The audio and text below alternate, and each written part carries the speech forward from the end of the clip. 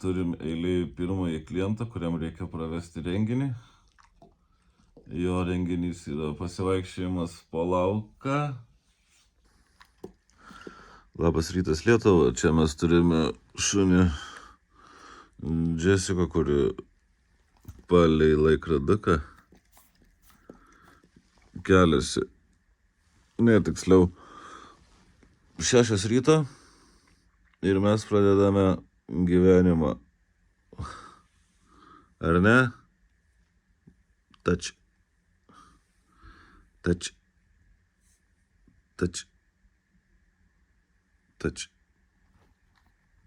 Nelabas. Eikt. O tu jau nori visko. Ir valgyt, ir to, ir ano. Kur einam mes su Knisliuku, neklausinėkit jūs. Žodžiu, einam taip. Einam prasibėgti keletą ratų. 14 prisitraukimų. Bet principe atsikėliau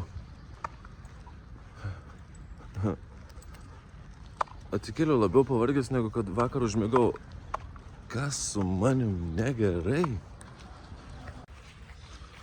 Tai ką, mes priėjom mūsų rytinę sporto salę.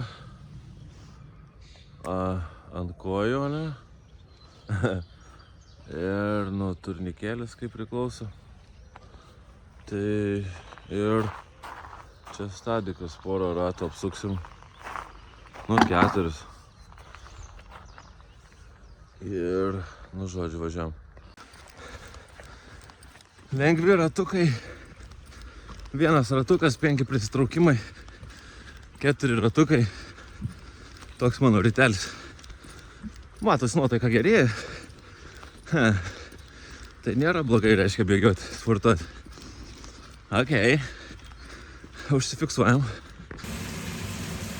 Lauke toks oras.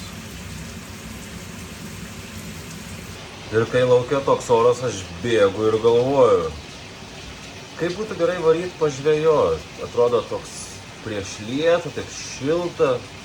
Norėtųsi pasėdėti, atrodo tikrai šiandien tokia žvejybos diena. Bet vakargi užsirašiau, kad turiu padaryti 4 darbus.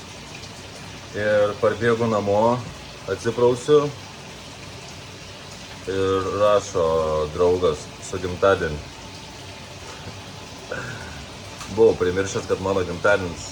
Pasąmonė diktavo, šiandien tu atsipalaiduok. Tai nežinau, kas bus toliau. Ar mane matysit iš žvejybos vietos, ar mane matysim darant darbus.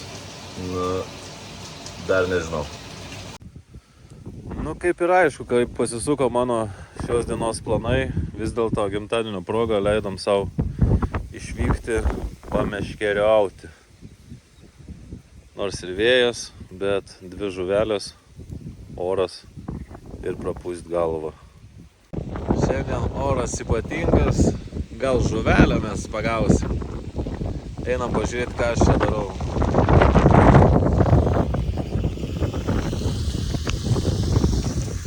Jūs neklauskit, ką aš čia darau, bet aš kepu tipo šašlykų.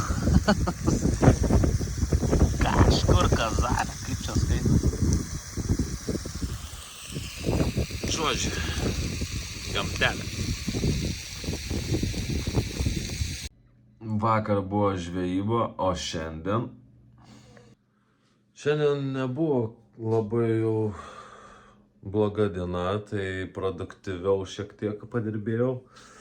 Yra sąrašas pilnai paruošti radijos transliacijai, sugalvoti pilną radijos programą, sugalvojau. Šitą nufilmuoti ir sumontuoti dar nepadariau. Paruošti info su atsakymais apie kainas esu padaręs.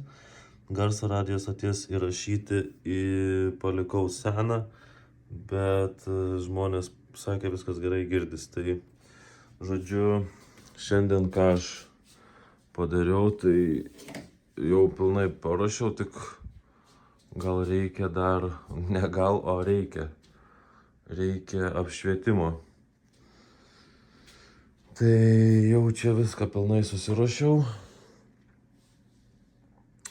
Mikrofas yra, stovas yra, kompas ir visi prietaisai, telefonas skambučiui, pultas, ausinės, viskas sujungta, viskas veikia, tuoj dar parodau ekranas, ką rodys. Tai čia per TikTok radijos stoties Kušma transliaciją žmonės matys šį užrašą ir galės registruotis dėl sveikinimų apgaulių iš Durkių. Kas žino, tas žino, kas nežino, tai sužinosit. ir kita bus piktograma, kai išmes studijos telefoną, tai galėsit paskambinti į studiją. Studijos darbo laikas bus kiekvieną dieną nuo 19 iki 20:30. Bet ką noriu pabrėžti, kad šiandien atėjo toks geras jausmas, kad pradėjau daugiau kalbėti ir taikliau žodžius rinkti. Tai nuo kitos savaitės pradedu etapą, kada galiu priiminėti jau sveikinimus ir visą kitą. Tai nuo kitos savaitės 17 val. Kiekvieną darbo dieną bus paleidžiama radijos stotis Kušma. Tai ačiū, kas sekat, ačiū iš tikrųjų žmonėm, kurie daug prisidėjo rašydami žinutes su palaikymu, su savo gyvenimo istorijom. Su kai kuriais pakalbėjau daugiau apie įvairius dalykus ir iš tikrųjų jūsų žinutės labai motyvuoja. Jaučiuosi ne vienas ir kad tikrai atėjau į šį pasaulį sukurti kažką naudingo. Džiaugiuosi, kad palaikot ir pačiai pabaigai iš tikro toks didžiulis pliusas užsideda ant to, kad aš vis dėlto grįžtu į savo radijo Kušmą, kurią aš ir pradėjau. Tai jau čia yra vienas iš didžiulių pliusų. Sekit mane, pamatysit, kokių idėjų turiu prisigalvojus ir nestabdom.